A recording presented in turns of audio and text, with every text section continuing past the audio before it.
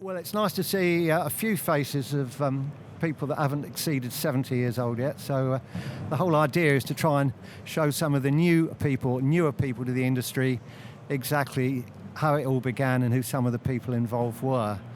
Right, we've got a lot to get through, obviously, very little time to do it. Fortunately, we're joined today by PA royalty.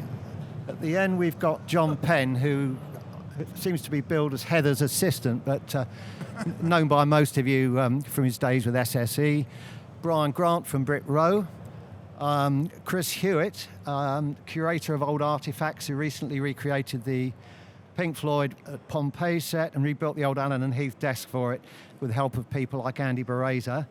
And finally, representing those who've spent the larger part of their professional engineering life on software-based digital systems, putting the point of view of the precision sound and guaranteed site control that software prediction these days guarantees, is Josh Lloyd at the end there.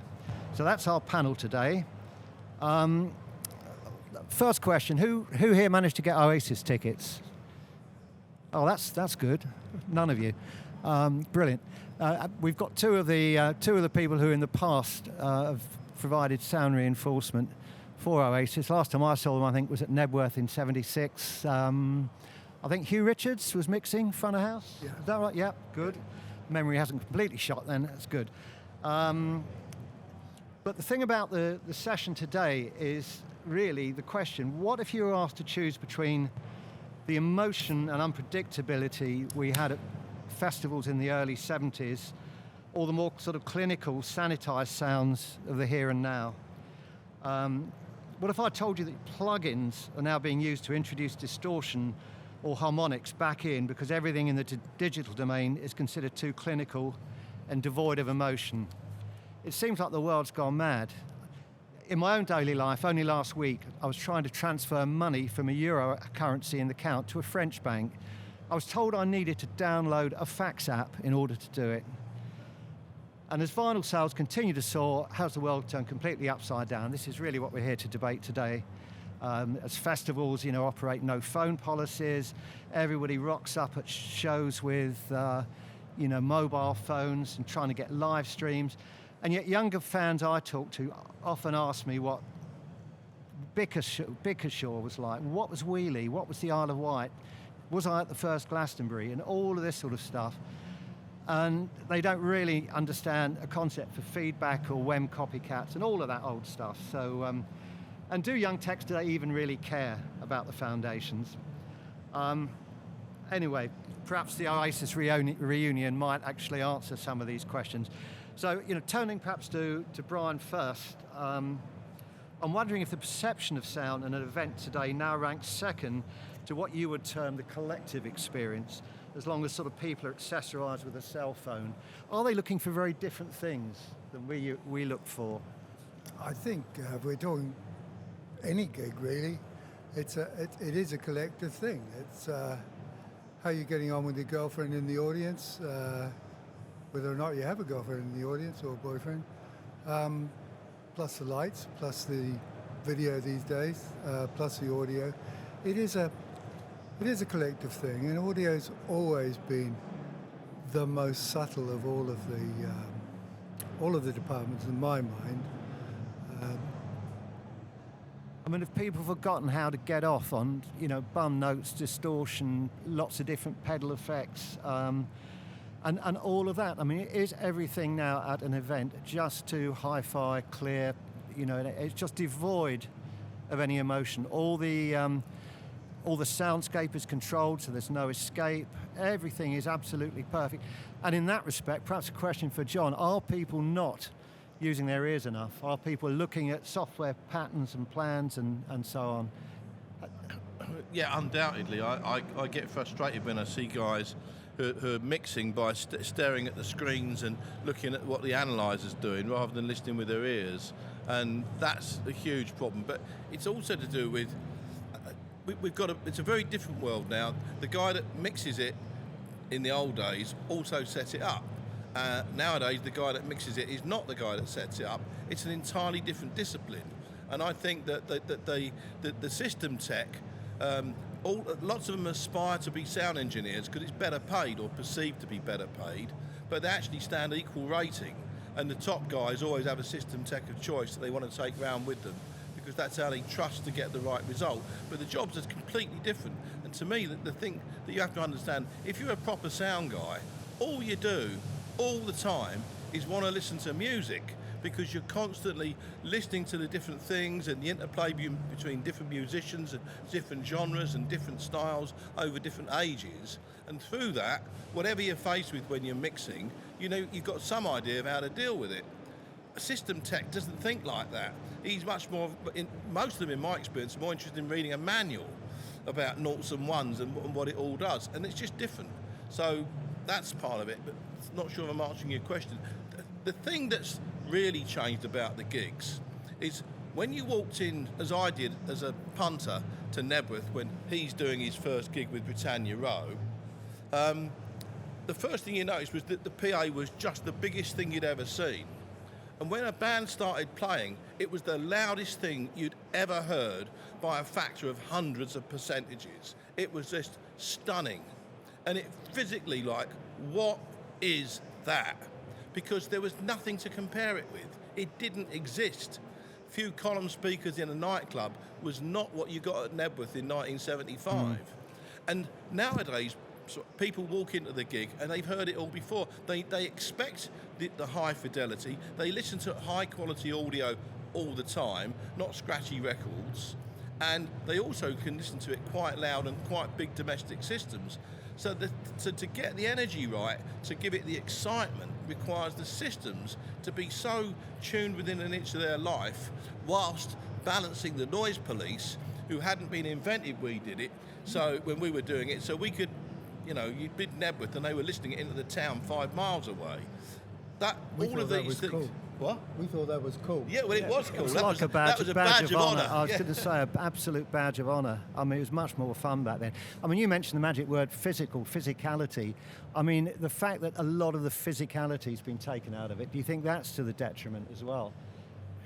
You know, big stretch mixes, whether lighting or sound, and you know, the front of house team were playing instruments almost as much as the people on stage. Yeah, well, but nowadays... No, I think they still are. They're still mixing it like they... But some of them are, yeah. used to, I think it's a choice of the engineers. You have engineers who perhaps grew up in the analog era who started on analog consoles, and then there's a generation who've only mixed on a digital console.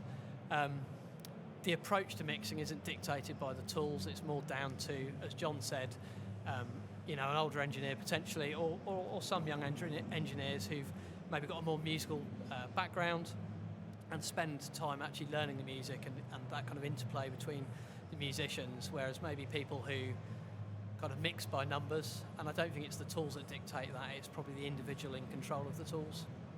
Yeah, I mean, you've seen both worlds, but the sort of before and after. You've seen the industry move out of what I call the flashlight, floodlight era and into a completely different era. I mean, coming back on John's points, I mean, do you think there's an over-reliance now on digital tools? I think the thing that digital brings you is the repeatability and the flexibility. That being said, I think the art of when I started doing festivals, you know, the headliner had their own console, but most people came in and they dialed the mix in on the changeover in the first song, and I do think the ability to do that perhaps is lost these days. You see a lot more people turn up with their own console, so maybe some of the art is lost in amongst the weeds of having all the technology at our disposal, and it's a lot more affordable now as well. Sure. I mean, just jumping back to gigs and early gigs and things, as both a guy who bought records, went to gigs and then went into live sound, the excitement for me when I bought a live record, was the mistake or the power cut. I bought the Glastonbury box set, the triple, where right in the middle of David Allen and Gong there's a power cut. If you think back to Greasy Truckers Party, there's a power cut. If you bought Thin Lizzy Live and Dangerous or any live album, you bought it for the mistakes.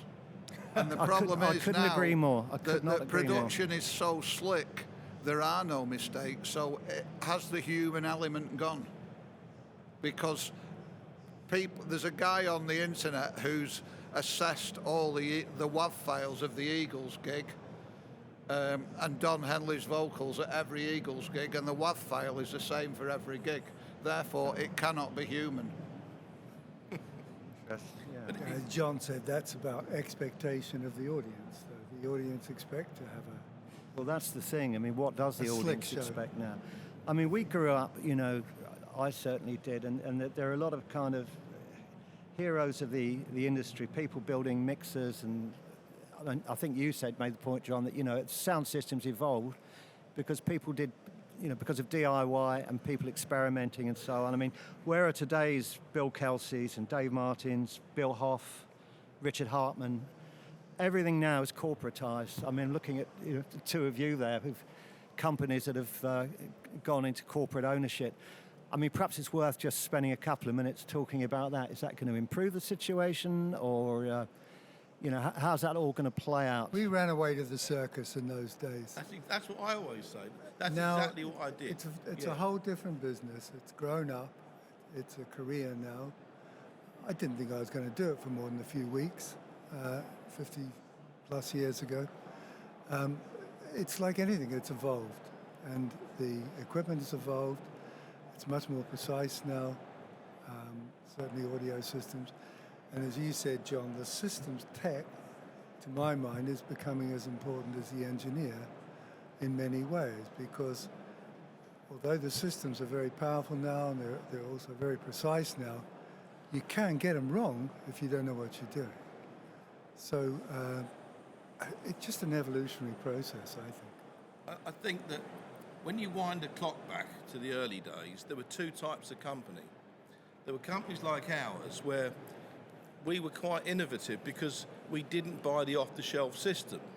If you were a company that were buying a Martin audio system, it came in a particular format with a single 15 bass box, a threepenny bit, 3x12 mid-range, and later a Philly shave, and a horn. And you had it with the Martin power block amp, and you used it, that's how it was. And you could sub from each other because everybody's was the same. But locked into that was the fact you couldn't develop the system. If there was a technology that came out that could make it better, you couldn't use it because you had to stay the same with what the off-the-shelf manufacturer package was dictating. Whereas we took the view, we've got a system, we've made it ourselves. I mean, the reason I started having a woodwork shop was so I had the flexibility to do whatever I wanted, and because it seemed to be cheaper than trying to buy the stuff, but it just meant you could do what you wanted to do. And then we'd spend a lot of time getting something and then saying, how do we make it better? How do we make it easier to handle? How do we make it easier to fit in the truck? Which became, of course, something the manufacturers didn't seem to think about. Whereas for me, that was the most important bit too, because you've got to get it in and out of the gig quickly and easily. But it meant that all the time we found a new compression driver, we found a new 15-inch whatever, and you'd say, that is better than that. So we're going to change all these components and flog the other ones off, and then suddenly we've got a better system. So we were every year moving the goalposts, and that rapid evolution was developing the systems till we eventually got to a size where we had a lot of cabinets and they kind of started to need to be all the same. But you never sub-hired to anybody because there was no one to sub-hire to or from. So you just had to be yourselves. And we were quite unique in that way. Yeah, I think in the very early days, when I started in 1970, 71, we were borrowing technology from other sources. You mean like cinemas and stuff? Cinemas. Yeah, big hi-fi yeah. amplifiers. Lab amps that we were using, Yeah. the crowns and so forth, and adapting them to what we had. The manufacturers really, as manufacturers, didn't come until about the late 70s. Yeah, did they? that's when they started to become properly viable. Yeah. Well, again, turning the clock back, the first festivals I ever went to, places like Windsor in '67, Glastonbury, Cambridge Folk with a certain person out there, Mr. Beveridge, and there were no such things as delays, and there were certainly no wedge monitors. I mean, Chris, you've written enough books about the history of the industry. What do you recall about the first time you saw either wedge monitors? Here they are. You're not here to plug. Later. You're not here to plug. We haven't got time for that. Shameless endorsements there, yeah. No endorsements. yeah. And then I want to hear Brian's story about a certain Captain Beefheart, because that's just gold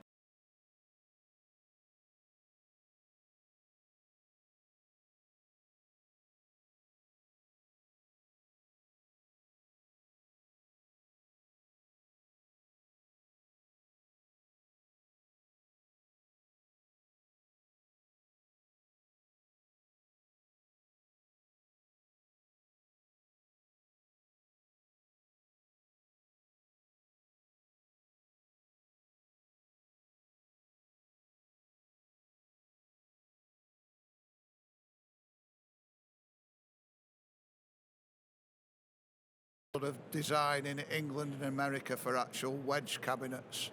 Supposedly the WEM wedge monitor cabinet came from doing the sound for Roger Chapman, and Roger Chapman wanted a straight 1x12 monitor, and so they gave him a flat infinite baffle cabinet 1x12, and because he sweated a lot when he leapt around doing his frenetic vocals, he had a pile of towels on the stage, and he decided to lean his 1x12 on an angle on his towel so it faced up to him, and Charlie Watkins saw the idea of the speaker being at an angle and brought out the wedge.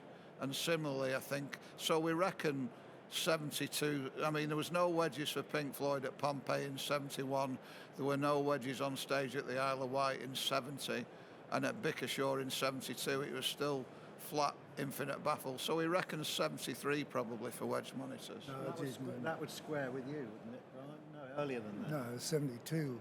72, wedges. right. Okay, so 72 then. So Captain Beefheart, I think you had a bit of a run-in about the... Yeah, I was in 1972. I was doing a tour with Captain Beefheart, and after the first gig, he called me back in the dressing room, and he said, "I know you're not a sadist man, but your monitors suck. So henceforth, I will do a deal with you. I will walk on the stage, and I'll kick your monitors off the stage, and we will go from there." I nearly shit myself. He was terrifying. So I called the office and said, "What do we do? What do we do?" Because we're using wedge monitors, but with passive crossovers. And Beefheart's style of singing and his use of clarinet just blew the crossovers out. So we just adapted a front of house three-way crossover into a two-way crossover, and that was the first that I ever knew of the active wedge, if you like, actively crossed over wedge. And we did the rest of the tour and got away with it. Fantastic story. Yeah. But the difference was in those days, you had to figure out, oh, hang on, if we get a three-way crossover and if I bridge these bits here and solder some bits here, hang on, let's just see if we've done it. And did it go bang? Did it blow up? No, oh, it's working. Great, let's try that.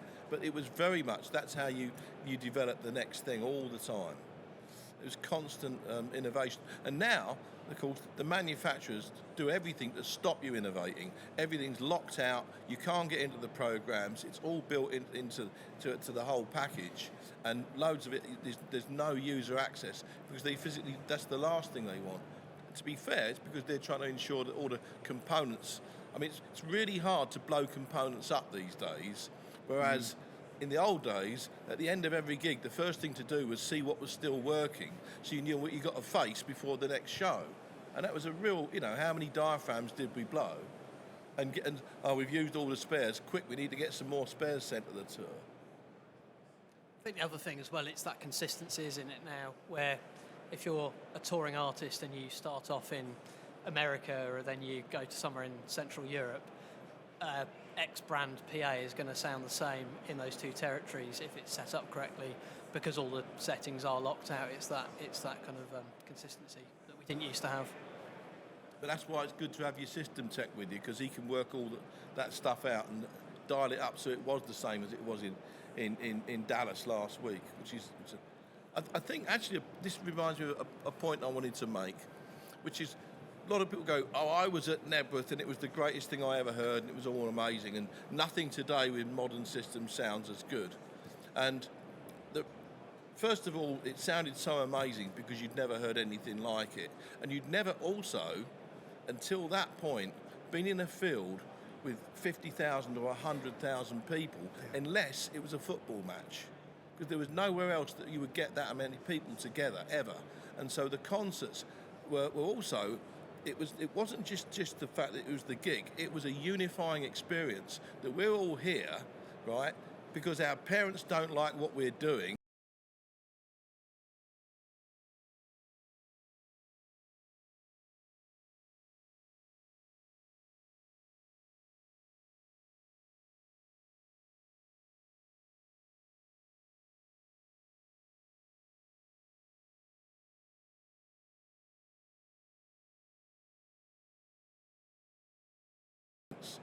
So everybody goes, and everybody wants to join in that. But they want that collective experience. Yeah, because So they want Taylor to Swift is relive the experience that they enjoyed, whether it was 20 years ago with Oasis or 50 years ago with Bruce Springsteen or whatever.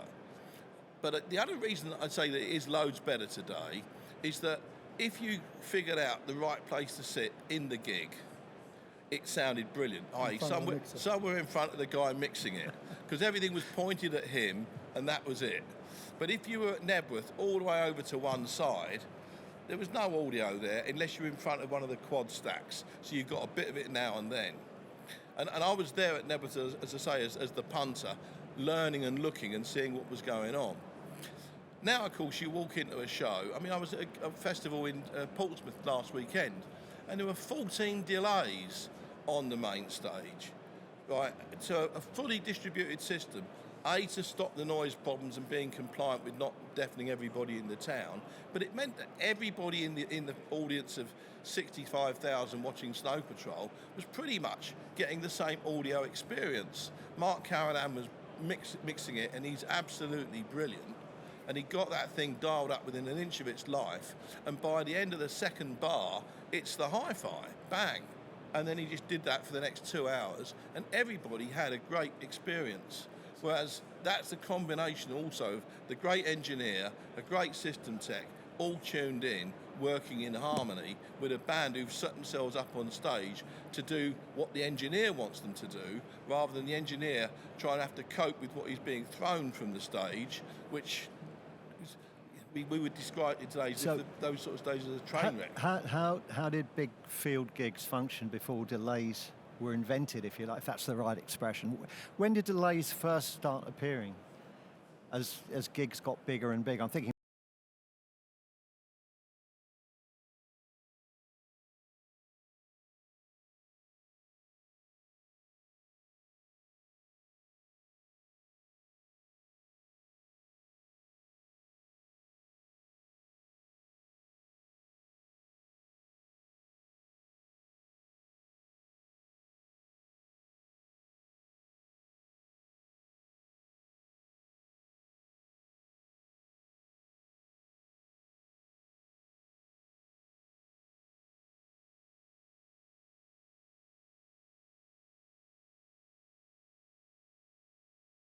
delay, because that was this huge sightline obstacle, and promoters were against delay towers because they lost loads of capacity in the audience because you couldn't see through them. And so we had to do a gig with Simply Red in '92 at Lancashire Cricket Ground, and you can't put all this stuff on the pitch because it's a cricket pitch, and they didn't want to kill any seats, and so Chris worked with Chris Cronin at TFL to make a mast, which we got the idea because we shared the warehouse with LSD, and they were always having truss structures, that you could have something like that and hang PA off it, and he invented a thing called the Skyhook, which is now, of course, the model of what you have everywhere in all the gigs with all these hundreds of towers, and they're great because you just see through them. But until that came along, the de rigueur thing was just a lot of scaffolding, so you'd have less delays, but they tended to be bigger because you'd lose less seats that way, or less places in the field. And the speaker systems were bigger as well. And they were physically a lot bigger, yeah. For the Isle of Wight in '70,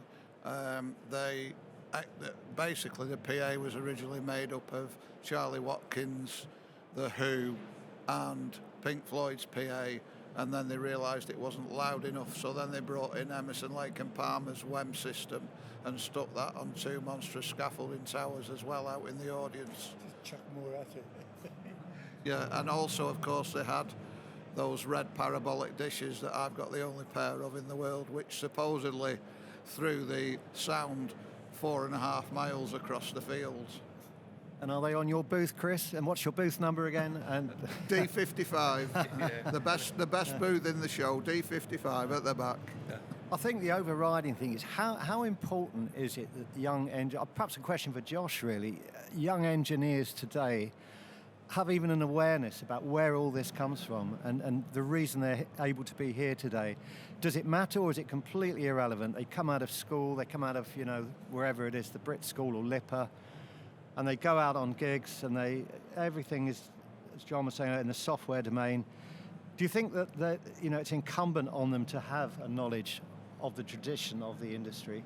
I think there's two factors there. I think having an understanding of where we've come from is important to kind of understand why we're doing things a certain way. I think the other thing is it's very easy now potentially for some people to walk into the industry even at quite a junior level, and the tools at our disposal now are so much better.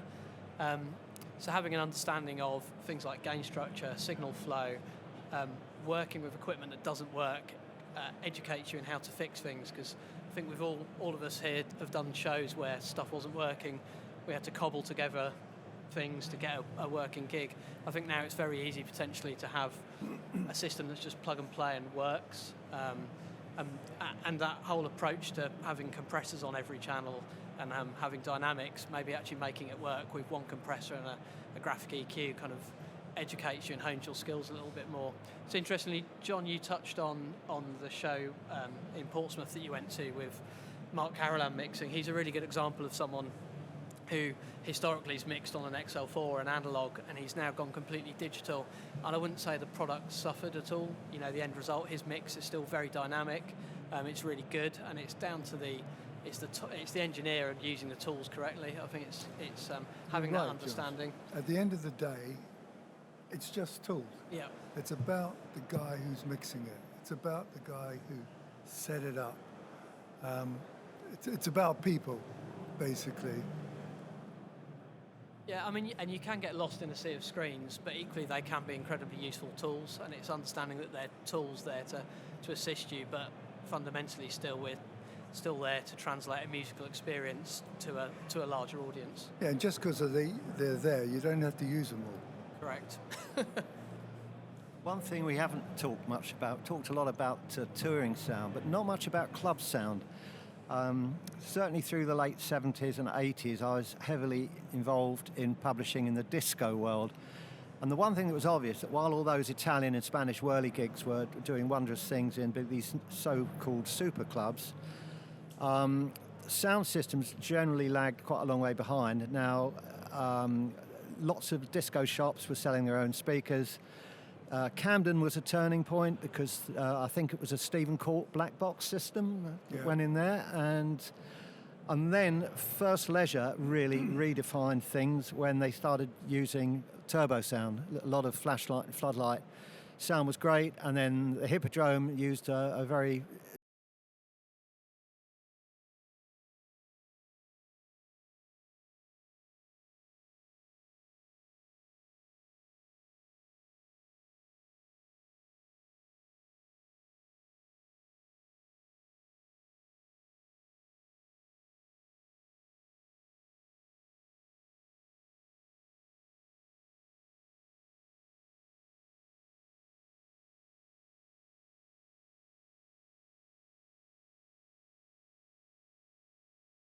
But anyway.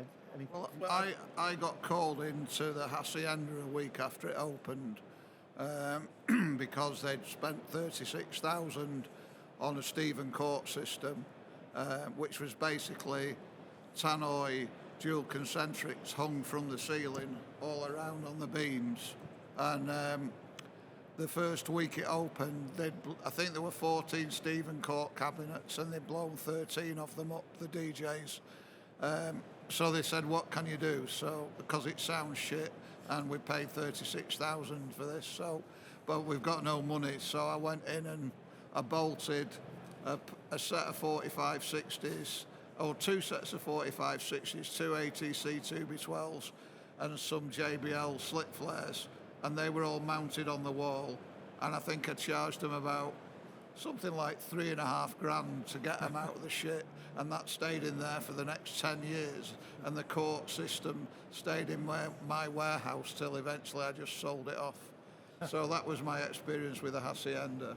I got tail end of the job, and quite often, you know, people would buy things. But one of the other things, of course, we did there was we started to. They had Formula Sound mixers, and we started to glue metal strips across at the top of the faders with epoxy resin, and any of the level controls, we took the knobs off and put those lock-in RS potentiometer nuts so that they couldn't turn it, and stood there with a lump hammer.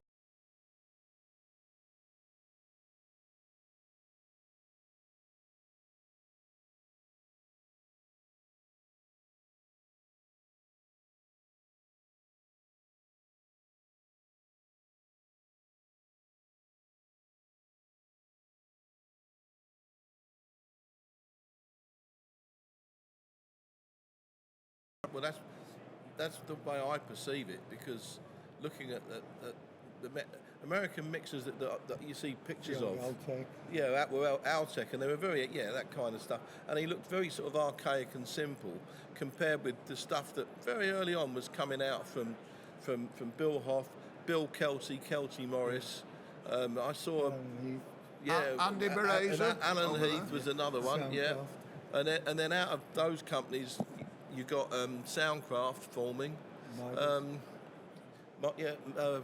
Jeff Byers at Midas with Jeff Byers, and it also, there was a thing in America that became called the British sound, and this was perceived that the English consoles, British-made consoles, had a better sound than American consoles, and so a lot of Americans would buy British consoles because they wanted the British sound, which was perceived to be cleaner and just generally better. I've no idea what truth there was behind it or anything, but it certainly was a thing when you were selling. That's how the English manufacturers did so well, selling their products in the States, which enabled those businesses to grow internationally. Okay, thanks, John. We're getting near the end. I want to actually allow a bit of time for Q&A as well. So I'm going to go around the panel in turn and ask them if there is one gig. You know, we hear a lot of comment about, engineers saying, oh, back in the old days, now that was a proper PA. But these guys have produced some of the most iconic events over the years.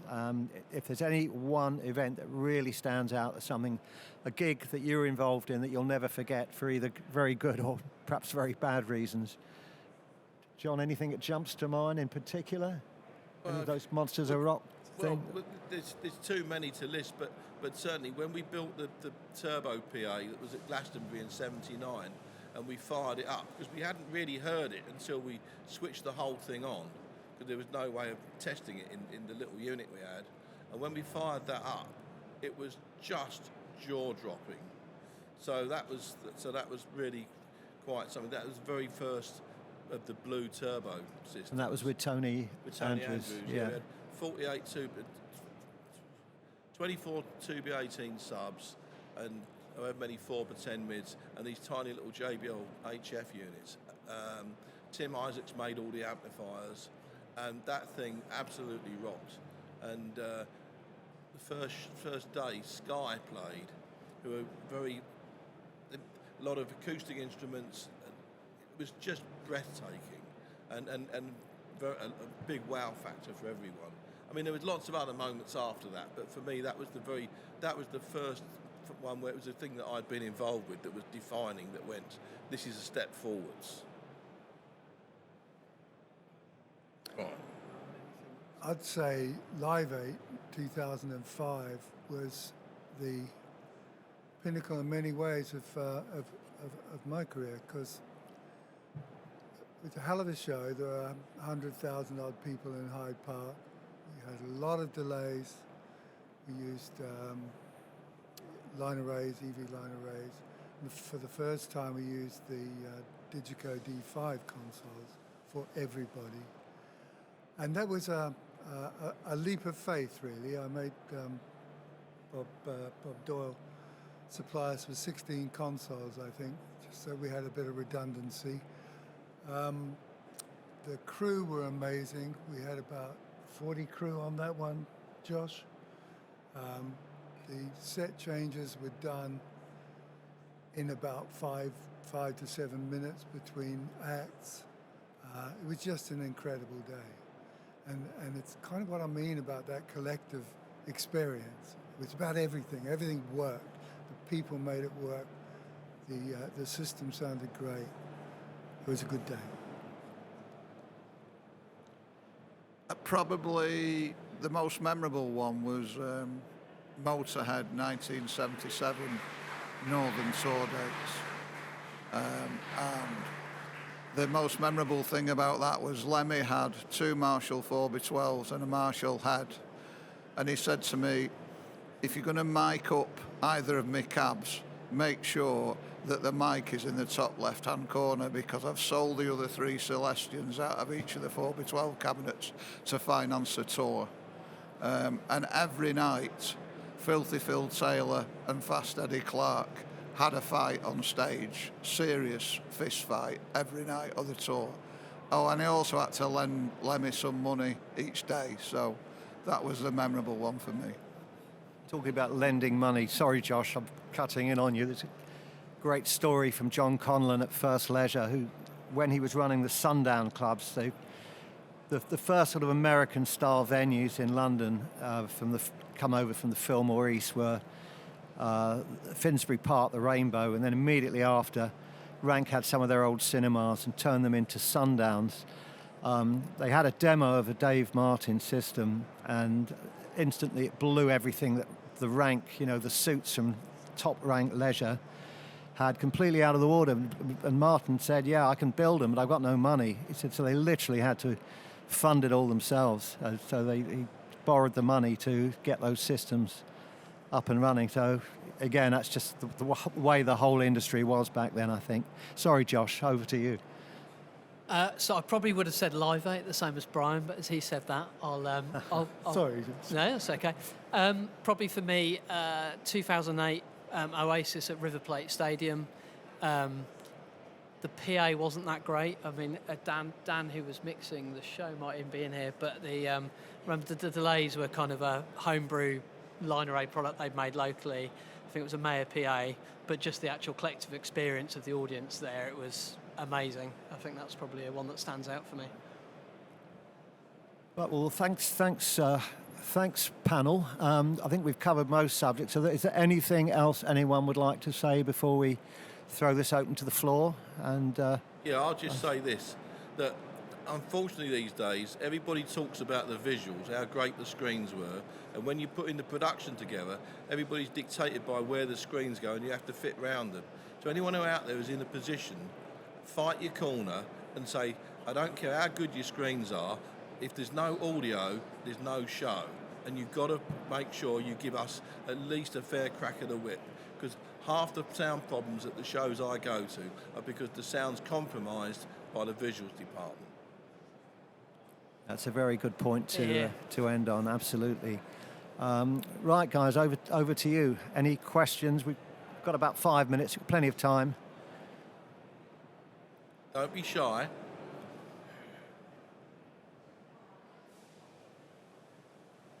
Hi. Yeah, it's great to hear your memories and all the stuff, and to have a feel for the evolution as well towards the new stuff.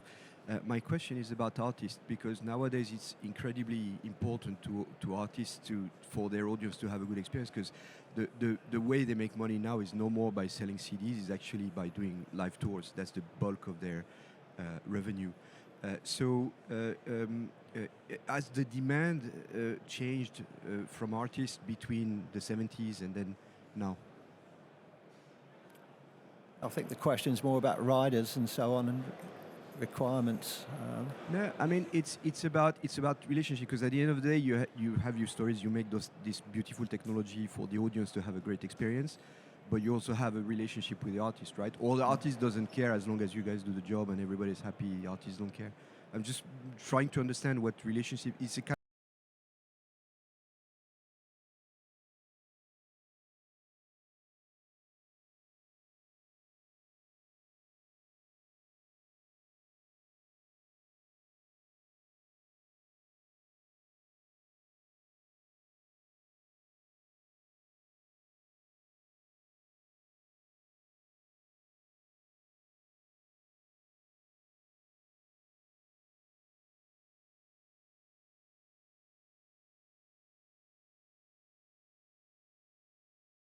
Maybe from 1 or 2 punters and actually blow that up to be something it's not. It's not something I've personally experienced, but I know of, there's been some fairly large scale tours in stadiums which have had some problematic audio, and that's kind of been blown up, and people have lost their jobs over it. And I think as kind of audio professionals now, there's a big impetus on us to kind of ensure that every seat in the audience is covered and everyone gets an equal kind of audio experience across the paying ticketed public.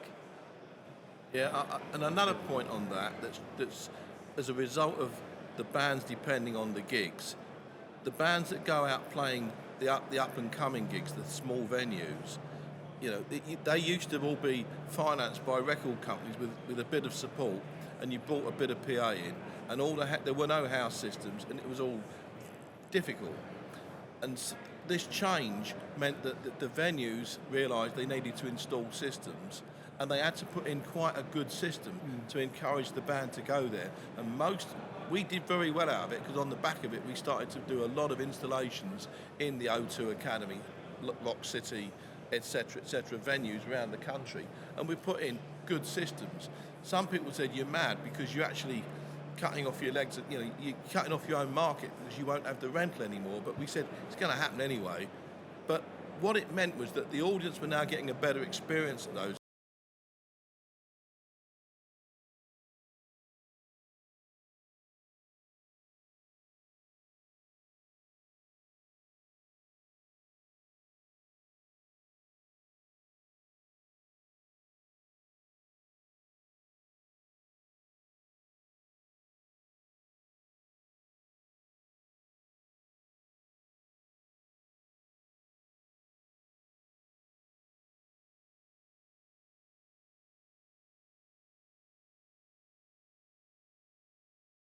Very well delivered, and a lot of good information there. Just wanted to maybe just touch briefly on, say, equipment, say older equipment versus some of the new stuff that's available now, and how you might compare the two, or when faced with somebody who says, "Oh, I remember back in the day, Brand X we had such a good gig, and nothing compares to that now." And we can all probably think of people who may suggest these types of things. But what metrics, what ways are there to measure or describe or convince them that what we have now is better to use than, say, something from 10, 20 years ago? Chris has curated a lot of the old stuff. Do you want to start? Yeah, I think on one of the problems we have here is I've never had a current manufacturer come to me to do a shootout. I know that we did. We supplied for the Martin Audio 50th anniversary the modular system, the 115s, the 215s, the Philly Shaves, and the HF2M, and I was told they weren't allowed to switch them on because they didn't want to show up the current products. So I don't know how much is politics. I would love, you know, everybody always says that the latest thing is the best. I only believe something when you've done an A/B test. And I think there are so many new products come in where they say this is a modern digital version of that analog thing, or this is the latest thing and it does exactly the same job as that. Somewhere along the line in the R&D and the manufacturing, someone forgets to do an A/B test. I think it's a bit of an open-ended question because, you know, you've got consoles and outboards that maybe have pieces of outboard kit that have a specific sound to them that might be emulated, but then we had a good example of where we took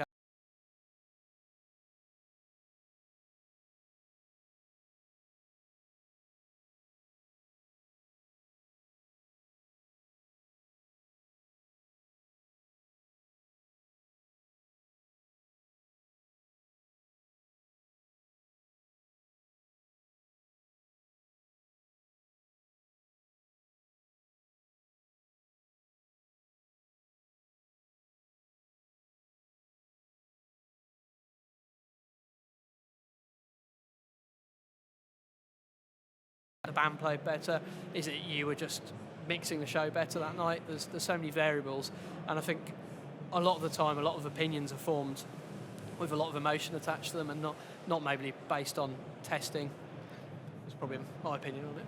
Yeah, Thanks, Josh. I think we're going to have to wind it up now. I'm getting the sign. So thank you, everyone, for your attendance. I hope you got something from it. And thanks to these guys here for giving up their time and certainly sharing some of their experiences.